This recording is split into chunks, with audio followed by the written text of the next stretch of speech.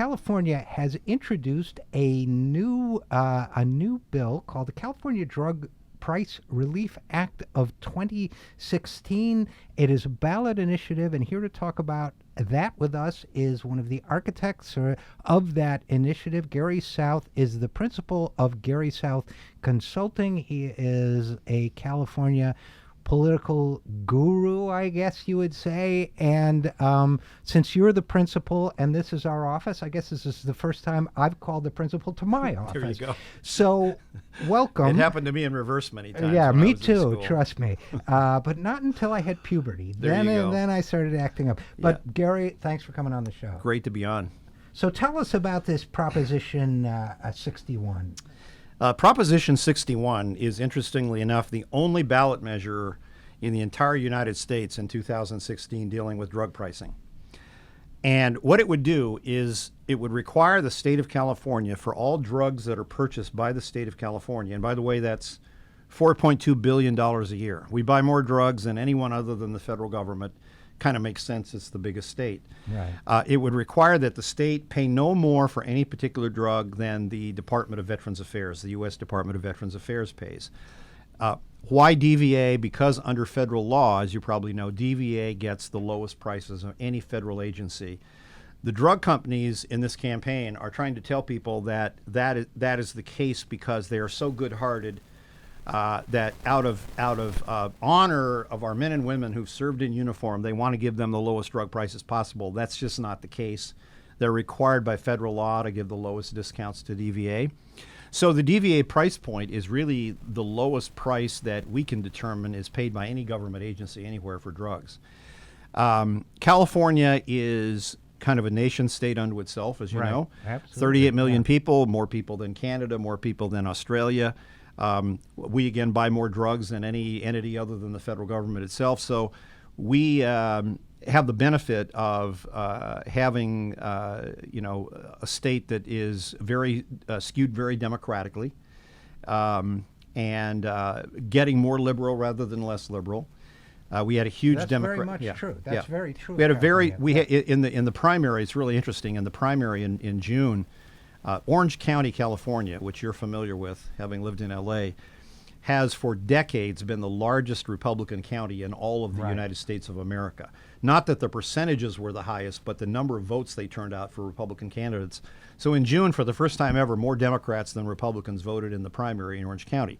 So we have which, if you know Southern California over the last few decades, that's a sea change. That's a major sea change. Yeah, yeah. And it's a death rattle for the Republicans because that's their fount of support in California. So we introduced this initiative. It is Prop 61. There's 17 measures on the ballot, by the way, in November, so it's not alone.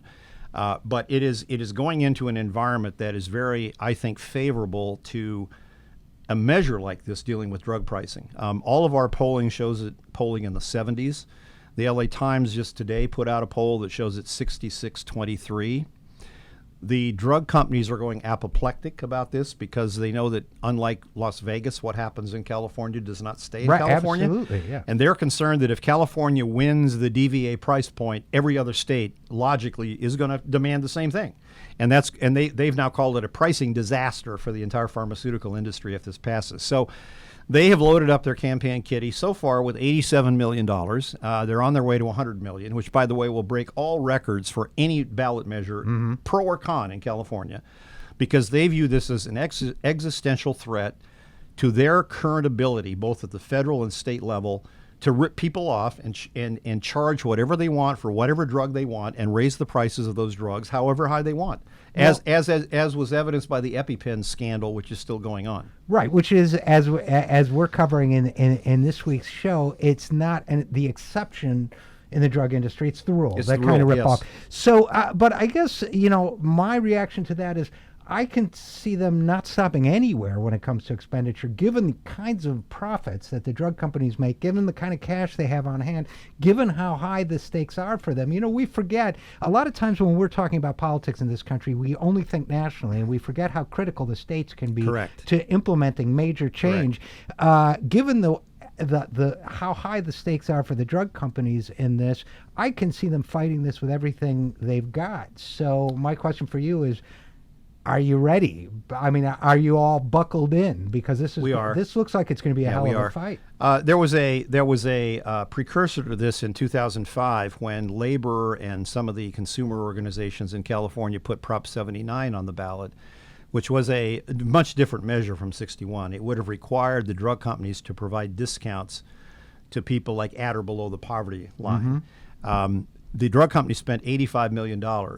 That's in 2005 dollar terms. Right. So today that's probably 120, 125. And they defeated it. But that was a special election. It was in 2005. It was a special election called by Governor Schwarzenegger, then Governor Schwarzenegger.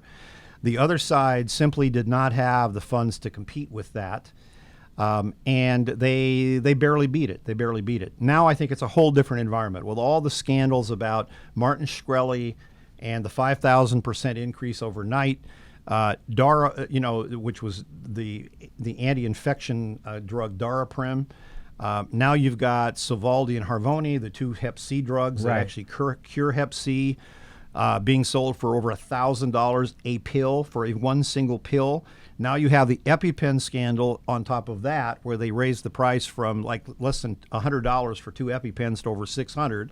And that's, by the way, as we're also talking about on this show, that's to deliver less than $1 worth Correct. of epinephrine. Correct. And on the Sovaldi and on the whole issue of the treatment of hepatitis C, we've covered that too. The fact that they started out retailing a course of treatment for Hep C at $84,000, lowered it to $48,000 when it's being offered in other countries for $800. Correct. And what they've done, by the way, the drug one of the arguments that Big Pharma is making against Prop 62. By the way, every single thing, if you go back and you parse every single thing they're claiming, all the horrible things they're claiming would happen if Prop 61 passes, every single one of them is not a prediction. It is just a threat, pure and simple. Right. If the people of California pass this measure, we're going to punish you by doing the following things. One of those things is access, that they may take drugs off the market in California rather than sell them to the state at less than they want to sell them for. The problem with the access issue is that access right now is being denied because of price. CDC came out a couple of months ago with a study that showed it in state Medicaid programs, which in California is Medi-Cal. We renamed it, but it is under the Medicaid program federally. Only 2% of Medicaid patients nationwide who have Hep C. And by the way, Sovaldi and Harvoni cure Hep C. They cure it in 99% of patients after a 3-month regimen of treatment. That only 2% of Medicaid patients who had Hep C were being treated with these two life-saving drugs that cure the disease because state Medicaid programs simply could not afford to treat everyone, paying $84,000 for Sovaldi, $94,000 for a 3-month treatment of Harvoni because it would bankrupt the state. Yeah, and I want to That's denial of access. I want to pause for a second and reflect on just that point. We're talking with political consultant Garry South about Proposition 61 and about the drug companies. People think that this conversation that you and I are having right now, whether it's about Proposition 61 or any other ways to address the drug company pricing problem, people think it's a conversation about economics, or it's a conversation about politics, or it's a conversation about policy. It's a conversation about life and death. That is correct. People die. People die if they can't afford the $600 for an EpiPen and they get a life-threatening attack. People die because they don't get Sovaldi or another treatment for Hep C. They die. They do. And in fact, CDC came out again a couple of months ago with a study that showed that more people now die of Hep C than all other infectious diseases combined, including HIV. So Hep C is a huge national problem, particularly as baby boomers who contracted it years ago start getting into the later stages of the disease. And here's an example of how much this is costing the taxpayers. California buys about $4.2 billion a year in drugs directly. Okay, those are meaning the state. The state itself. That does not. That's not the managed care plans. It's not individuals.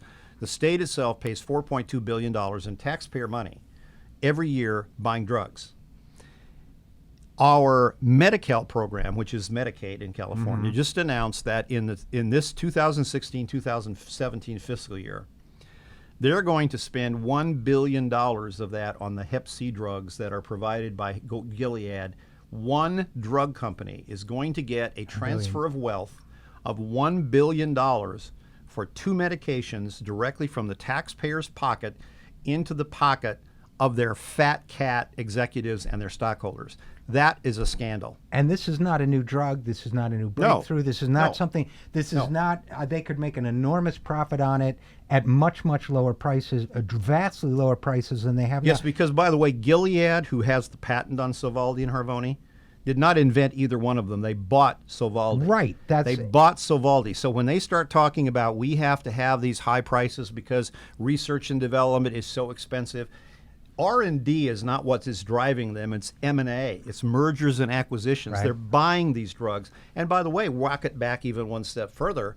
Most of these drugs are actually developed with grants from the National Institutes of Health through the taxpayers' own contributions to this process. The listeners of this program are very aware of the fact that our own, in many cases, the products of our own public efforts we're being overcharged for them. And you know, this is not, and behind the mergers and acquisitions is financialization. It's people making money with money for money. That is correct. It's not the drug companies would have you believe they're trying to save lives and working hard. No. This is money, making more money at your expense. Has anyone, let me ask you, Garry South, has anyone done the study for Prop 61 on how much money would be saved if Prop 61 passed? Yes, and in fact, we have taken conservative estimates of how much would be saved if we were buying drugs at the DVA prices. Of the $4.2 billion that we're spending right now in this fiscal year on drugs, directly out of the taxpayer's pocket, our calculation is that the taxpayers would save between $800 million and $1 billion a year if those drugs were purchased at the DVA price. $1 billion a year. And the drug companies, you know, both at the federal level and at the state level, the drug companies play this shell game. It's very hard to find out what the drug companies are charging any government agency for any drug. And one of their arguments about why they think this would not work is because they have perpetuated this myth that DVA prices are not knowable. They're confidential and they're secret and they're trade secrets. They call them trade secrets. So what they're saying is that the prices they're charging the U.S. Department of Veterans Affairs, all of which is paid for by the taxpayers, we taxpayers can't know what those prices are because the drug companies want to keep them secret. So we presented a FOIA to DVA back in January after hearing this argument from pharma. And DVA itself, which you would think ought to know about the availability of their drug prices, answered the FOIA and said, no, indeed, most of the prices we pay are available on our website. And in fact, you can get on the DVA website and you can plug in any drug, even Sovaldi or Harvoni, and it will show you exactly what DVA is paying for those prices. So there is transparency at DVA on what the government is paying for those drugs. Unfortunately, what we found in the state of California is that there is no transparency between state agencies. One state agency, like the Department of Corrections and Rehabilitation, does not know how much the university systems are paying for the same drug. The university system does not know how much CalPERS, which is the state retirement fund, is paying for the same drugs. CalPERS does not know how much Medi-Cal is paying for the same drug because it allows the drug companies to basically make sure the left hand never knows what the right hand is doing. And so they have bragged about. Sounds like the individual fingers don't even know. They don't. And let me just jump in for a second to say, you know, I've done government contracting in a past life. If you and I were to get together and say, we'd like to do something for the government, we're going to propose a $50,000 project for the government, we would have to tell everything. Of course. How much do Full you get? disclosure. How much do you Yes, get? yes. How much does our paper cost? How much does our office cost? Correct. But somehow the drug companies with these billions upon billions of dollars don't have to do this. So let me ask you a final question, Garry South. What do you, who's fighting this battle on the good side? And how do you handicap it? We have a very substantial coalition involved on the yes side. The California Nurses Association is 110% in for this.